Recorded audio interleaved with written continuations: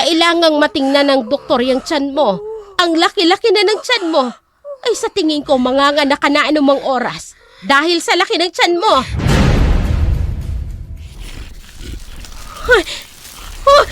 Hindi. Napapaligiran ako ng mga nakakatakot na nilalang. At isa na si John sa kanila. Sa pangalan ng Panginoong Hesus! Amen!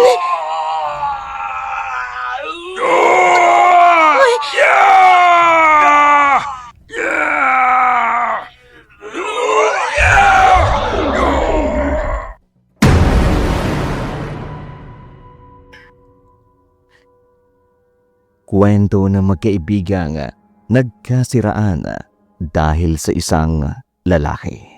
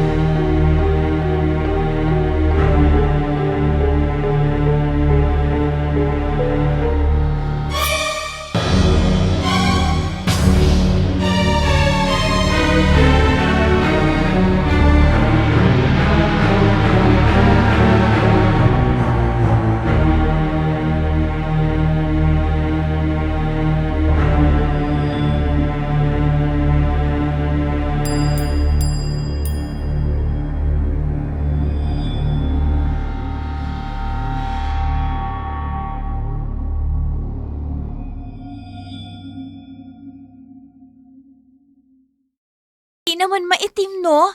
Kayong manggilang? Basta, ayoko sa kanya. Iba na nga lang ang pag-usapan natin. Naiimbyer na ako. Lalo pag naaalala kong ginawa ng mokong na yun. Gwapo naman si Elio nga. Matangos ang ilong. Mapupungay ang mga mata. Balingkinita ng katawan na parang butiki. Ayoko nga. Oh my gosh! Oh, bakit ka tumatawa? Sinabi mo kasing butiki hindi naman. Payat lang siya, pero alam mo, kung mag-e-exercise yung si Elyong, lalaki ang katawan nun. Magiging macho siya. Ganon? O edi kung gusto mo, sa'yo na lang si Ilyong. Oh, anong nakakatawa dun? Oy ha, wag mo akong biruin ng ganyan. Alam mo ang abilidad ko pagdating sa lalaki. Kung type mo si Ilyong, edi go. Hindi ka magagalit? Bakit naman ako magagalit? Matutuwa pa nga ako. Basta wag mo lang saktan si Ilyong. Di kita mo na. Ayaw mo siyang masaktan? Di ibig sabihin nun, gusto mo rin siya. Hindi Wala nga akong gusto kay Ilyong. Pero syempre kahit papano, malulungkot ako kung masasaktan siya. Dahil kahit papano kaibigan ko siya. Mabait naman siya eh. Wala akong masasabi kay Ilyong. Yun nga lang, pagdating sa panliligaw sa akin, napakakulit. Kaya ako naiinis dun eh. Pero sa totoo lang, kulang talaga sa exercise ang katawan ni Elyong ano? Pero malay mo naman, gumanda ang katawan niya. Lalabas ang kagwapuhan. Sabi ko nga sa'yo na. Kung nagagwapuhan ka sa kanya, edi magpaligaw ka sa kanya. Sabi nga 'di ba, beauty is in the eye of the beholder. Marami namang gwapo dyan, pero mahina ang dating sa'kin. Siguro, isa na dun si Elyong na kahit na may itsura naku, parang wala lang. O kita mo na, edi nakuha mo rin ang gusto kong sabihin. Pangkaibigan lang talaga siguro si Elyong. Alam mo, kung may gusto ako dyan kay Ilyong, edi sana sinagot ko na siya. Matagal na kaya siyang nanliligaw sa akin. Simula pa nung high school, nanliligaw na siya sa akin. Pero heto, nakapagtapos na tayo ng kolehiyo, pero wala pa rin. Sigurado ka, kahit konting...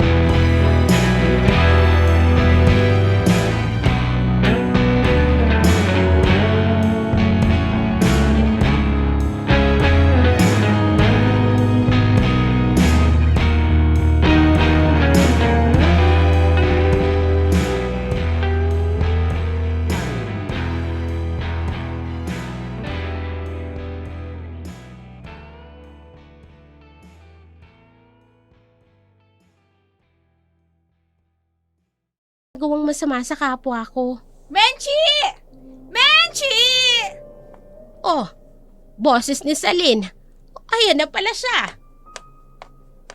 Sige ho, inay. Sasalubungin ko na siya sa pintuan. Menchi!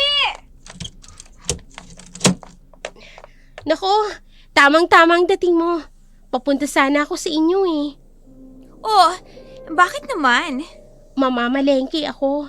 Hihiramin ko lang sana ang... Ano ko? Suot mo na pala. Ang alin? Yung sandalyas niyan. Hihiramin ko sana. Ah, ganun ba? Walang problema. Oh, heto oh. Hiramin mo na. Anong isusuot mo? Marami naman akong sandalya sa bahay. Oh, heto. Isuot mo na oh. Salamat ha. Ang bait mo talaga. Teka, bakit ka nga pala naparito? Kasi kursunada ko yung amoy ng pabango mo. Pwede bang gumamit? Oo naman. Teka lang ha, kukunin ko. Oh, heto na. Sweetheart, Oh, June, ikaw pala. Siya nga pala, June. Ipinapakilala ko sa iyo si Celine.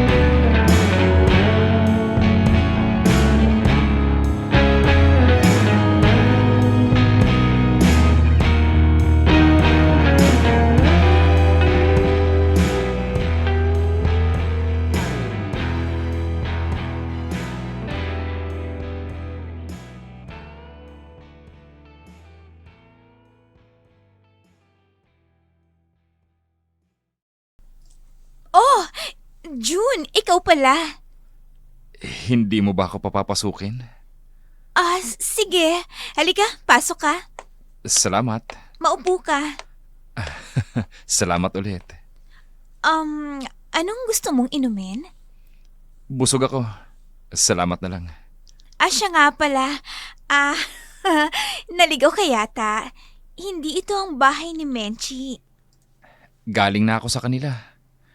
Ang sabi ng nanay niya, umalis daw. Namalengke raw. Wala si Menchi? Bakit? Hindi niya ba alam na darating ka? Alam niya. Kaso umalis daw eh. May bibilihin daw sa palengke. Siya siguro yung nakita kong sumakay ng tricycle kanina. Ibinili naman daw ako sa inay niya. Kaya pinapasok ako sa loob ng bahay. Kaso, abala rin ang inay niya sa pakikipag-usap sa telepono. Wala akong kausap eh. Okay, sige. Dito ka na lang sa bahay. Hintayin mo na lang siya dito. Kung naiinip ka sa kanila. Teka ha. Ang mabuti pa siguro, maglaro na lang tayo ng Scrabble habang hinihintay mo siya. Hindi ako marunong maglaro ng Scrabble. Magkikwentuhan na lang sa halip na maglaro ng Scrabble? Okay, sige. Pero, ano naman ang pagkukwentuhan natin? Marami. Ikwento mo sa akin kung ilan kayong magkakapatid. Kung pang ilan ka, ganon. Tulad sa pamilya ko. 6 kami magkakapatid. Ako ang panganay. Ikaw? Pang ilan ka sa inyong magkakapatid? Salen! Nandito na pala si Mami. Salen! Tulungan mo nga ako rito! Mami? Lumabas ka nga dyan at tulungan mo ako! Halika, tulungan na lang natin ang mami mo. Tara. Magandang hapon po, tita. Inay, siya ho nga po pala si June, ang boyfriend ni Menchi. Ikaw pala si June. Teka, bakit ka naririto sa bahay? Hindi ba't dapat naroon ka sa bahay ni Menchi? Mami, wala kasi si Menchi sa bahay nila, kaya dito siya dumiretso sa bahay natin. Ay, ganun ba? Tutulungan ko na lang po kayo sa pinamili nyo. Ako na lang po ang magbubuhat. Sige, pero medyo mabigat ito. Pero salamat na rin.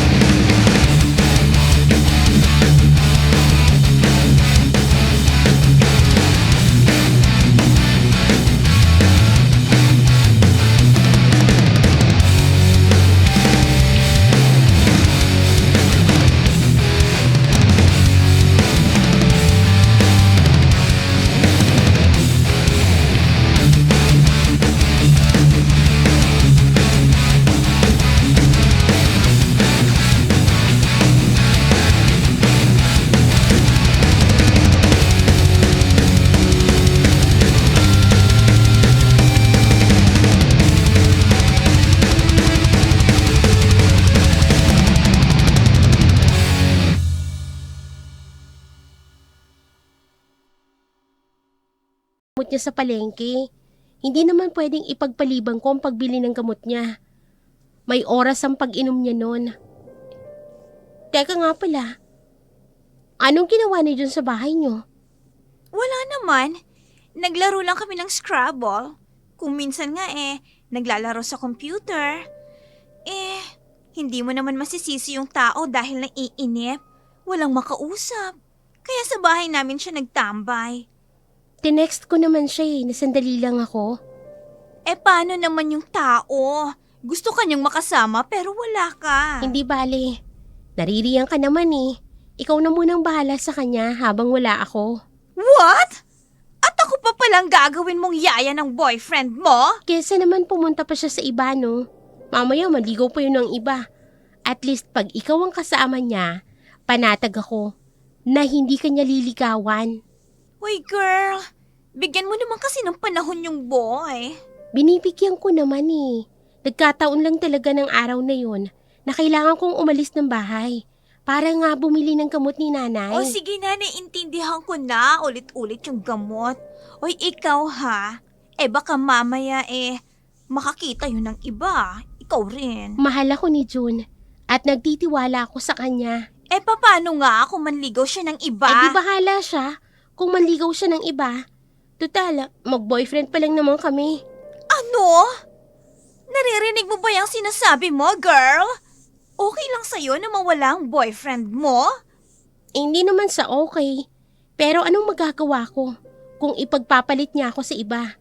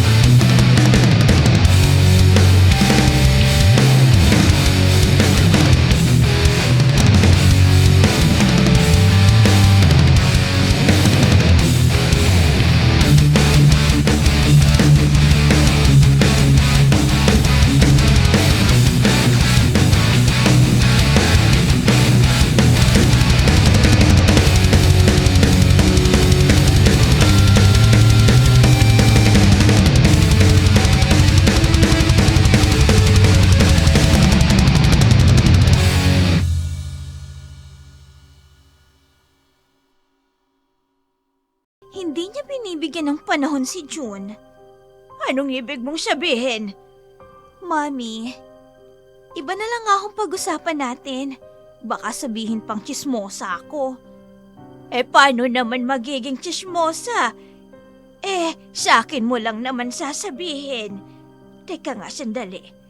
Ano bang lagay ni Menchie at ni June? Seryoso ba talaga sila sa isa't isa? Yan ho, Mami, ang hindi ko masasagot.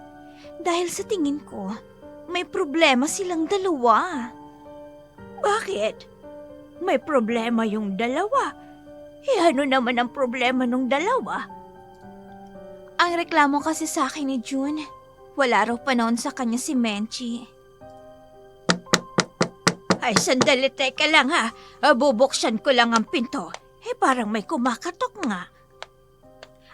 Mami, ako na lamang po magbubukas. Dito na lamang kayo. Sige.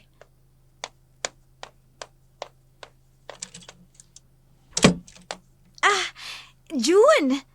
Halika, tuloy ka. Salamat. Siya nga pala, nagluto ako ng lumpia. Baka gusto mo? Oo naman. Paborito ko kaya ang lumpia. Teka lang.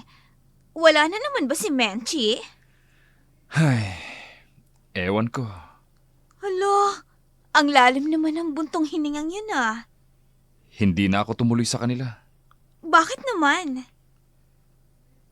Kung sakali, masama ba kung dito na ako lagi tumuloy sa inyo? Ano? Nagpapatawa ka ba? Hindi ah. Bakit? Masama ba? Ha? Kasi...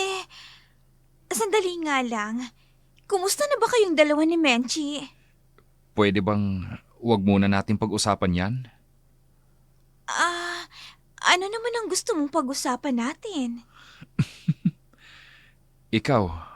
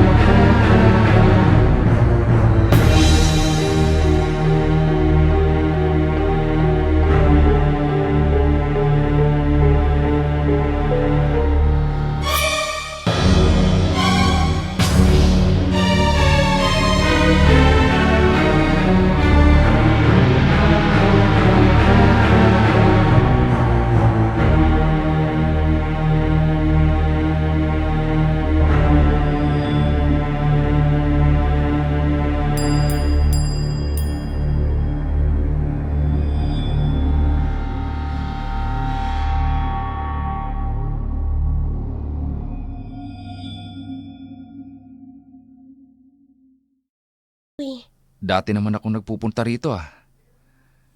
Ang ganda-ganda mo pa rin. Sus, ng bola pa to. Teka, hindi mo ba ako papapasukin sa loob? Nako, ikaw kasi. Binigla mo ko. Hayan tuloy, nakalimutan kong papasukin ka. Halika. Maupo ka. Salamat. Teka, kumusta ka na? Okay lang naman. Kumusta ka rin? Ito naman, wala nang ibang alam sabihin kundi kumusta na ako. Halos oras-oras kang nagtitext sa akin ah. Hindi mo yun maiaalis sa akin. Dahil hindi na tayo nagkikita. Ikaw naman kasi, masyado kong subsub sa trabaho. Oo nga eh. Pero ginagawa ko lang naman yun. Para madaling makaipon. Para, alam mo na, pagpareho na tayong handa at pagtatanggapin mo na ang iaalok kong kasal, may magagastos tayo. Teka nga pala, anong gusto mong inumin? Huwag ka na mag-abala. Makita lang kita. Okay na ako. Menchie! Menchie! Yoo-hoo! Menchie, nandito ako! Menchie! Si Celine yun ah. Menchie! Teka lang ah, bubuksan ko lang ang pintuan. Dito ka lang. Menchie! Pero nasa labas si Celine.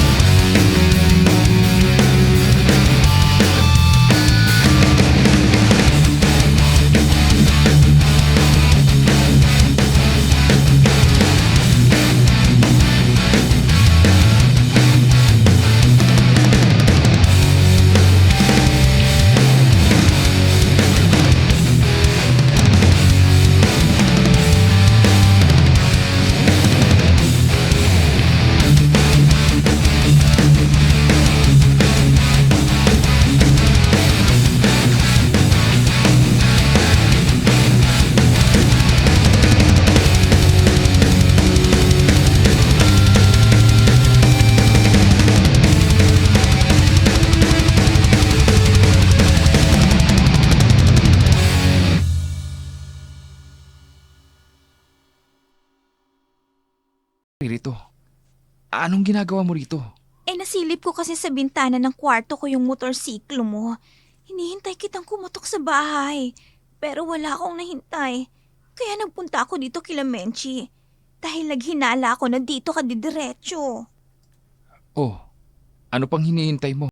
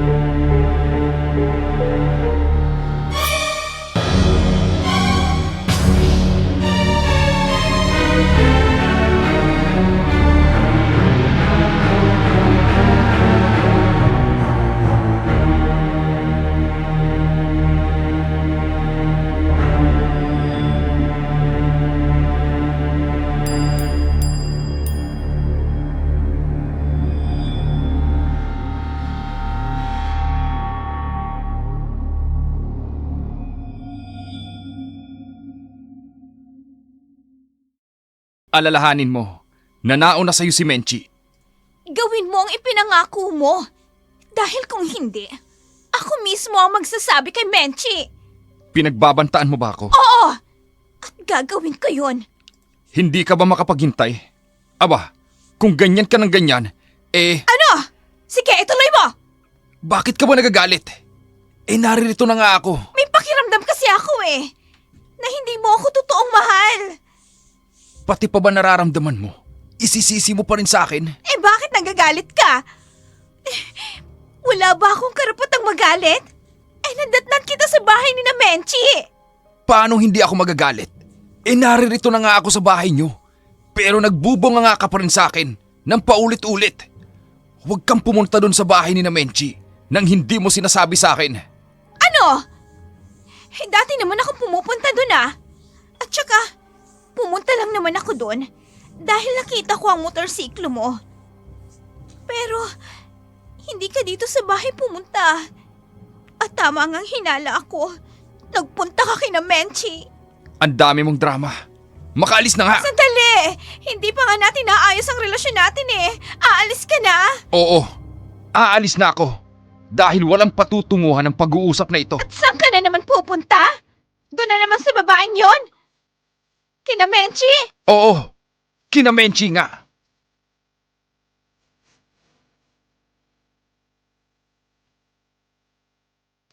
Nang gabing iyon, muling tumawag sa akin si Celine, umiiyak. Nang tanungin ko kung bakit umiiyak ay sinabi niyang nag-away sila ng kanyang boyfriend dahil sa isang babae. Kinabukasan, muli ay nasa bahay si June. Masaya ako dahil naisip kong nanunumbalik na ang sigla ng relasyon namin ni June.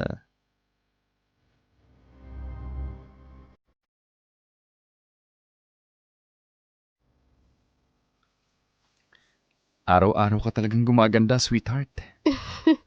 Siyempre, may nagpapaganda sa akin eh. Sino? Si Ilyong? Hindi ah. Sino kung ganun? Ako? Siyempre, wala namang iba. Menchi! Menchi, buksan mo ang pintuan! Menchi, ano ba? Buksan mo ang pinto! Si Celine, Menchi! bakit parang nagagalit? Teka lang at... Hayaan mo na siya. Menchi! Ha? Sinasabi ko na nga ba nandirito ka? Celine, Ano na naman ang ginagawa mo dito sa bahay ni Menchi, ha? teka Celine, hindi kita maintindihan. Ano bang ikinagagalit mo? Ikaw! Hindi ikaw ang kinakausap ko kaya tumigil ka! Ha? Ikaw naman lalaki! Ano na naman ang ginagawa mo dito? Pwede ba? Umuwi ka na sa inyo, Salin. Sagutin mo muna ang tanong ko! Ano bang ginagawa mo dito sa bahay ni Menchi? Ano ba namang tanong yan, Celine? Tumahimik ka sabi! Ano Hindi ba, kita Celine? kinakausap!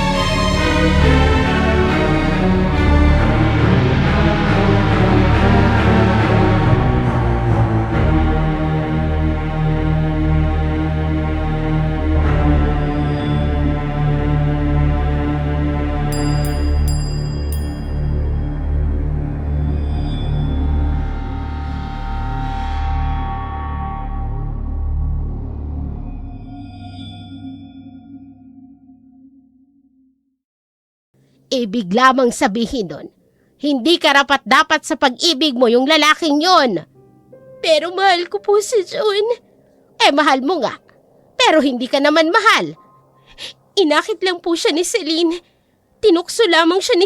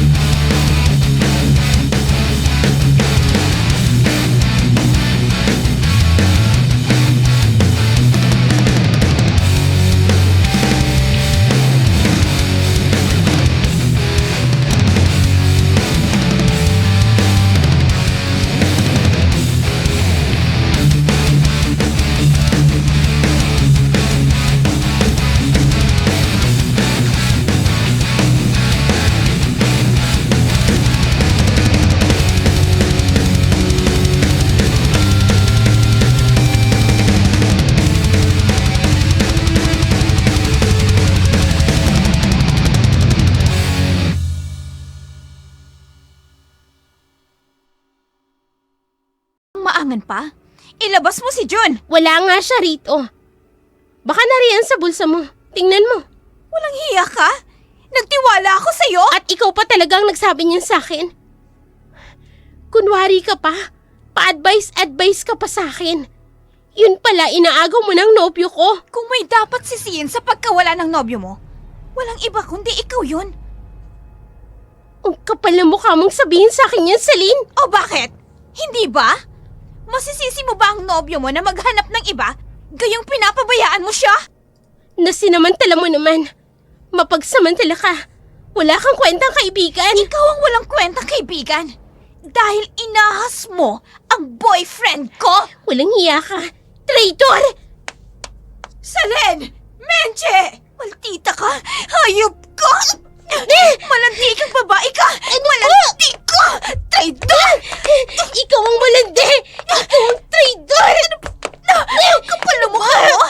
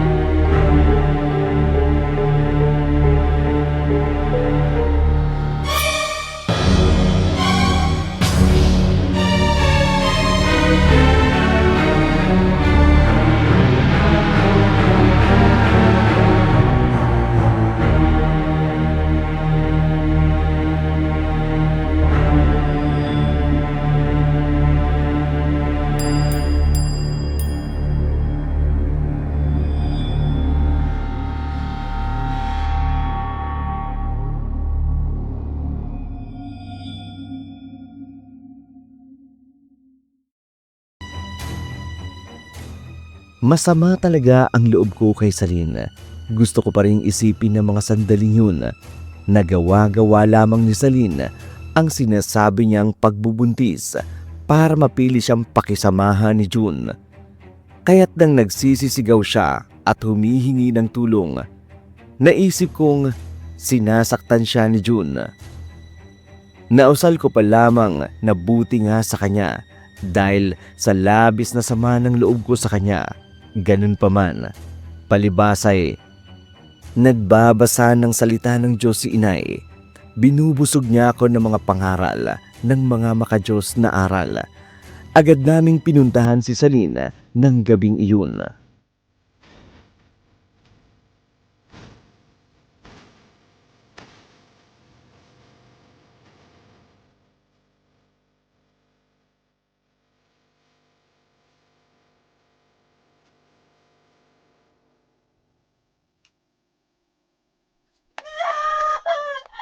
Tulungan niyo ako! Jun! Mami!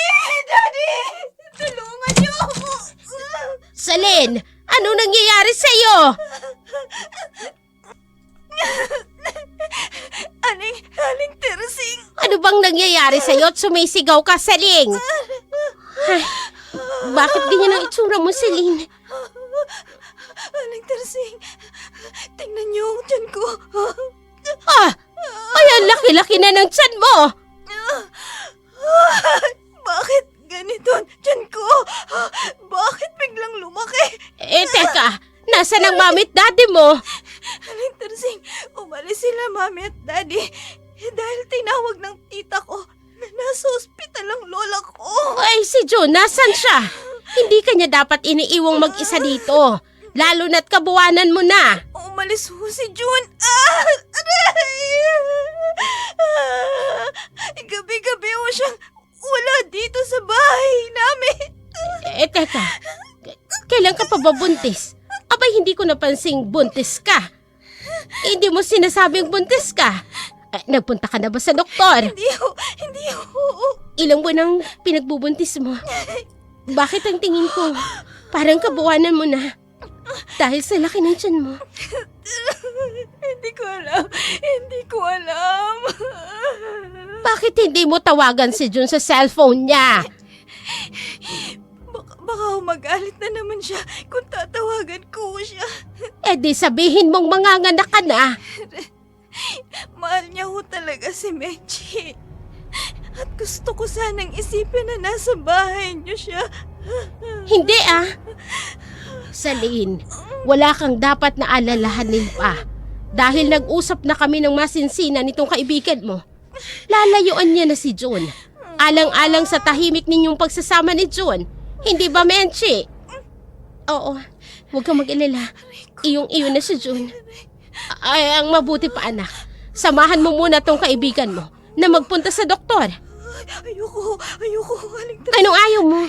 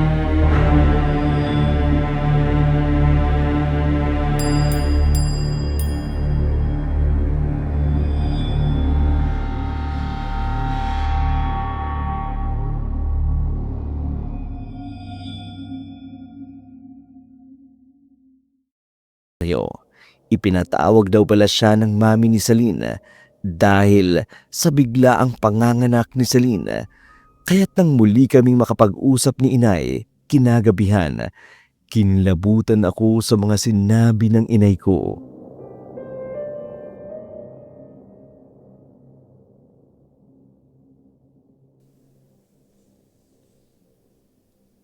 Salin, ano bang nangyayari sa'yo?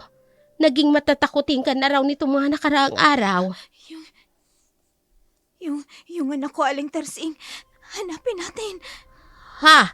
Ay, bakit? Nasaan ang anak mo? Nawawala ho ang anak ko. Ano bang nawawalang sinasabi mo? Heto siya sa may kripo. Oo nga. Salin, baka namamalik mata ka lang. Mahimbing ang pagkakatulog niya. Kasi ho, bigla kasi siyang nawala sa tabi ko kanina. Ang mabuti pa, uuwi na muna ako sa bahay. Magluluto ako ng hapunan. No, wag ho. Wag niyo ho akong iwan dito. Pakiusap. Hindi ka namin iiwan hanggat wala pang mami mo at si June. Ay sige, iiwanan ko muna kayong dalawa dyan. Magluluto ako ng panghapunan natin. Nasaan ba kasi si June? Wala na naman siya eh. Bakit hindi mo tawagan?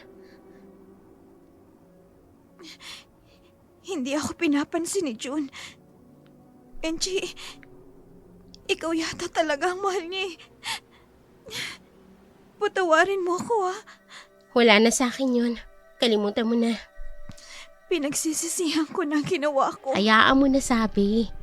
Hindi talaga siguro para sa akin si June. Kaya nangyari yon. Nahihiya ako sa'yo. Huwag mo nang isipin ang nakaraan. Tulad nga ng sinabi ni inay. Marami pang lalaking darating sa buhay ko. Tulad ba ni Elyong?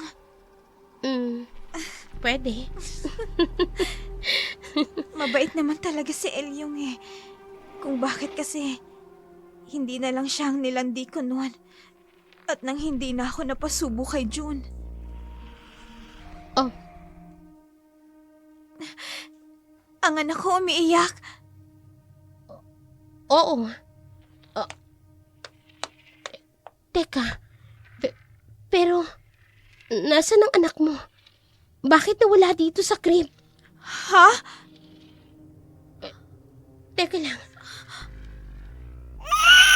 Hindi ba anak mo yung umiiyak na yan? Oo nga. Pero bakit? Bakit wala siya dito sa crib? Nagagaling sa sala ang iyak ng anak mo. Baka naroon siya. Paano siya napunta ng sala? Nasa crib lang siya kanina, hindi ba? Oo nga. Teka, dito ka lang.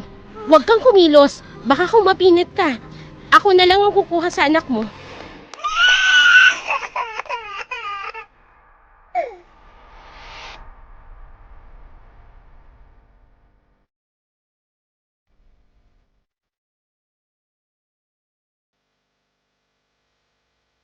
Nakita ko ang anak ni Celine na nasa salas.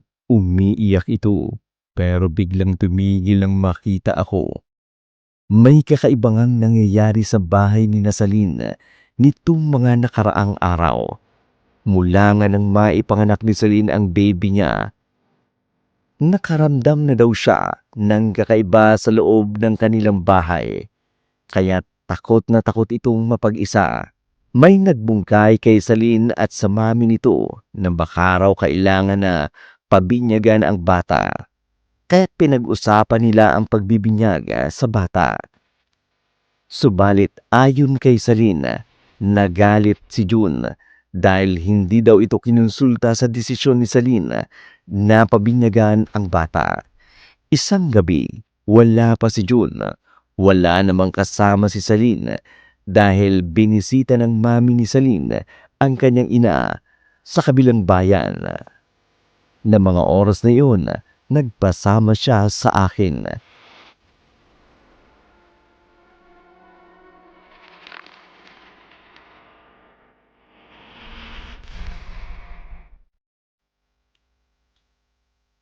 Oh, kumusta ka na?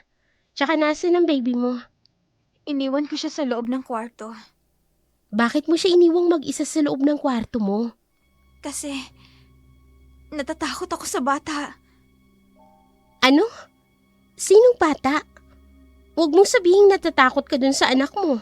Oo, sa kanya nga ako natatakot. Pambihira kang babae ka, oo. Bakit rin ba sa anak mo natatakot ka? Hindi ko maintindihan. Dahil, Alam mo, palagay ko lang ha, nadidepress ka lang. Dahil sa pakikitungo ni Jun sa'yo. Huwag kang mag-alala.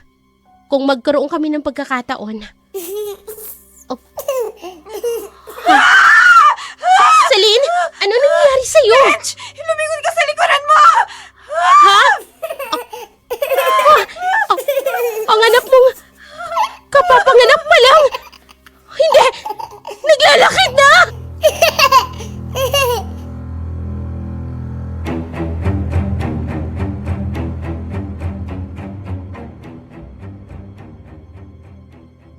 Pareho kaming nahintakutan ni Celine nang makita naming naglalakad na ang baby ni Celine, nakapanganganak pa lamang. Akala ko'y guni-guni lamang ni Celine ang sinabi niyang kakaibang nangyayari sa loob ng kanilang bahay. Pero ako mismo ang nakasaksi kung paanong iilang linggo pa lamang nakapanganganak sa sanggol ay naglalakad na ito. Dumiretso ito sa pintuan, bigla na lamang nawala. Ekwenento ni Celine sa ina ang nangyari. Naisip ng mami ni Celine na pinaglalaruan ng masamang espiritu ang bata, kaya't dumulog ito sa isang albularyo.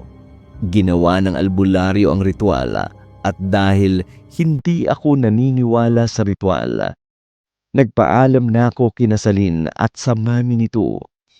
Umuwi na ako ng bahay. Pagkakain ng pananghalian ay naidlip na ako.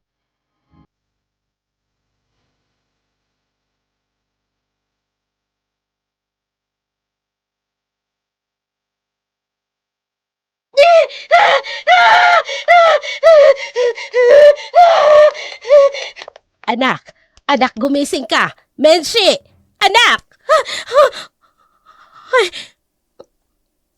Ay, bakit ba?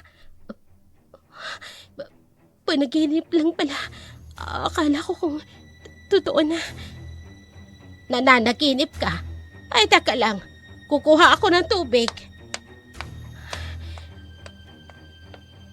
Ano bang klaseng panaginip yun? Napapaligiran daw ako ng nakakatakot na nilalang. Oh, inumin mo muna itong tubig.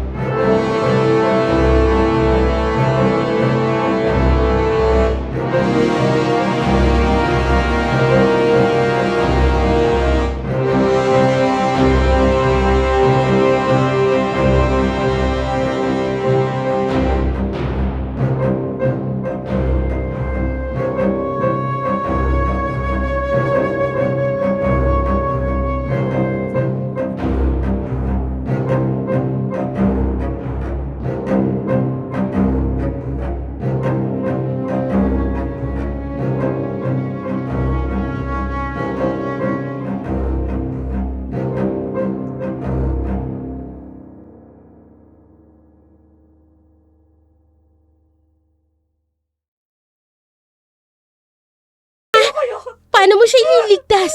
Wala kang dalang armas. Ang anak ninyo ni Celine. Pupuntahan ko si Celine. Kukunin ko ang anak ko. Sasama ako. Bahala ka. Wag! Huwag niyang ilapit sa akin ang bata! Bakit ganun ang sinasabi ni Celine? Hindi ba niya tanggap ang anak ninyo? Ayoko sa kanya! Wag! Wag! Jun, anong nangyayari sa loob? Pinapahirapan na yata si Celine. Tumahimik ka. Ay, Halika. Sumunod ka sa akin. Pakiusap! Ayoko! Wag! Ilayo niyo sa akin ang batang yan! Huwag niyo siyang ilapit! Celine! Celine! Menchi! Paano ka napunta dito? Yung anak mo, nakita mo na ba? Oh, nakita mo na ba yung anak natin? Hindi! Hindi! Hindi ko yun, anak! Celine, ano ka ba? Huwag kang magsalita ng ganyan. Menchi! Menchi! Wala akong anak na aswang! Ha? Anong sinasabi mo? Menchi! Ang anak ko! Aswang ang anak ko, Menchi! Tumigil ka nga. Mamaya, maniwala si Menchi sa mga sinasabi mo. Ang mabuti pa, Menchi, sumama ka na sa akin para makapagpahinga ka na. Menchi! Menchi! Huwag kang sumama kay Jun. Huwag kang sumama. Makinig ka sa akin. Isa siyang aswang, Menchi. Ano? Menchi, aswang si Jun, Menchi. Kaya pakiusap, huwag kang sumama sa kanya. Pakinggan Menchi. mo ko. Celine, Menchi, huwag mong intindihin ang lukarik na yan. Menchi, Nagsiselos lang yan. Menchi, makinig ka sa akin. Menchi, hindi ako nagsiselos. Dahil ayoko sa'yo. Menchi, huwag kang sumama. Makinig ka sa akin. Bakit kasi ayaw mo pang tanggapin na si Menchi ang mahal ko? At hindi ikaw. Menchi. Halika, Menchi. Halika na. Menchi, makinig ka sa akin. Pakiusap, pakinggan mo ako. Huwag kang sumama sa kanya. Pakiusap. Celine, Menchi, halika na. Huwag. Nang makapagpahinga ka na. Menchi! hindi ako sumama sa iyo ngayon.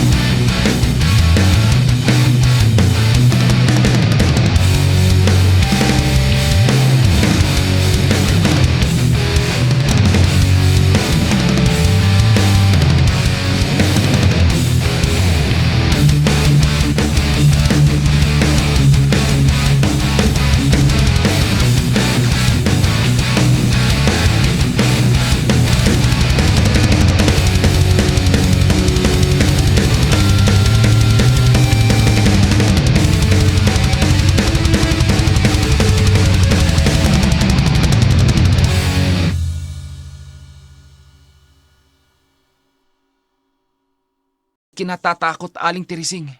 Ano naman yun, Elyong? Yung nasa panaginip ko po kasi, nakita ko na hindi tao si Jun. Ano? Kailangang mapuntahan ko siya, Aling Teresing. Ang mabuti pa, samahan mo ko sa istasyon ng pulis. I-report natin ang pagsama ni Mensi sa Jun na yon. Sige po, Ay, sandali lang. Magbibihis na muna ako. huwag na ho kayo magbihis. Tama na ho yung suot nyo. Ano? Ay, palalabasin mo ako na pambahay lang. Pupunta tayo sa istasyon ng pulis nang hindi man lang ako nagbibihis. Nag-aalala po kasi ako sa kalagayan ni Menchi. Ay, nako. Marunong makipaglaban yung anak ko. Huwag mo masyadong alalahanin. Ano hong ibig nyo sabihin? Nag-aral ng martial arts si Menchi. At kahit may patalim na hawak ang kanyang kalaban, Abay kayang-kaya niyang ilagan yon. Huwag lang talagang barilin, lalo na't malap.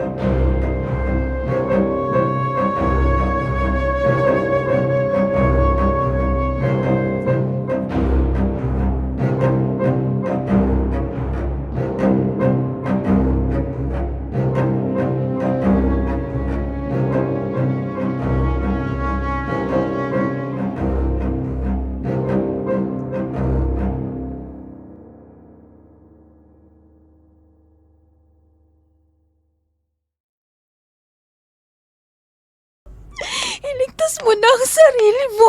Umalis ka na. Oh, ang anak ko. Lapitan mo nga ang mami mo, anak. Wag! Huwag mo siya palalapitin sa akin. Hindi ko siya anak. Ang anak ko si kapapanganak pa lamang pero nakakalakad dito tikis siya. Huwag ka lalapit sa akin. Anak, halikan mo nga ang mami mo, anak. Anong klaseng nilalang ang batang yan? Sanggol pa lang pero nakakalakad na. Sige, anak. Halikan mo, mami mo. Tuwan-tuwa sa'yo, mami mo, anak.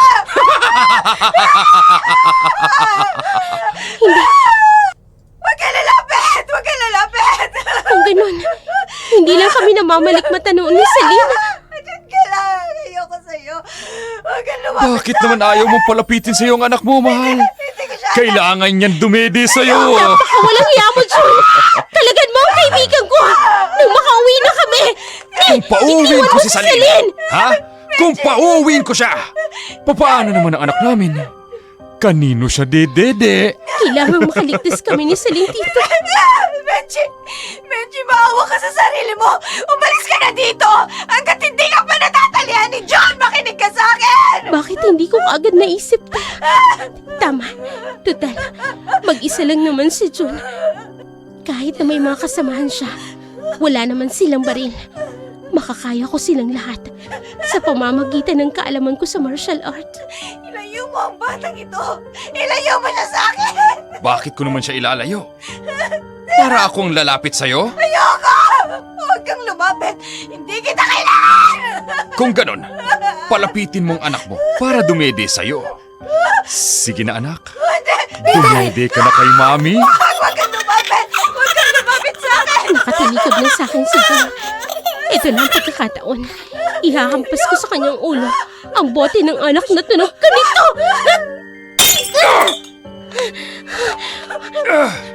Benji! Okay na yung nakataling kamay mo. Kailangan makalagan kita. Patay mo pa si John. Hindi ko alam, pero kailangan makalayo tayo rito bago pa bumalik ang ulirat na John. Sige. Halika. Ayan, natanggal ko na. Tayo na.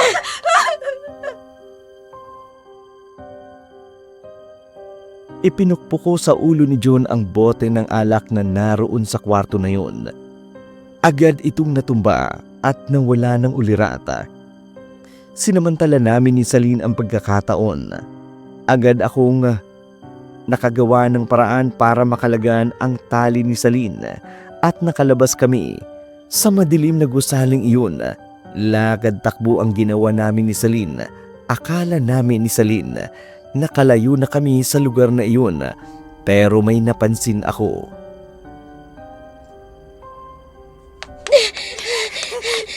Celine, hindi ba't kanina pa tayo tumatakbo? Oo.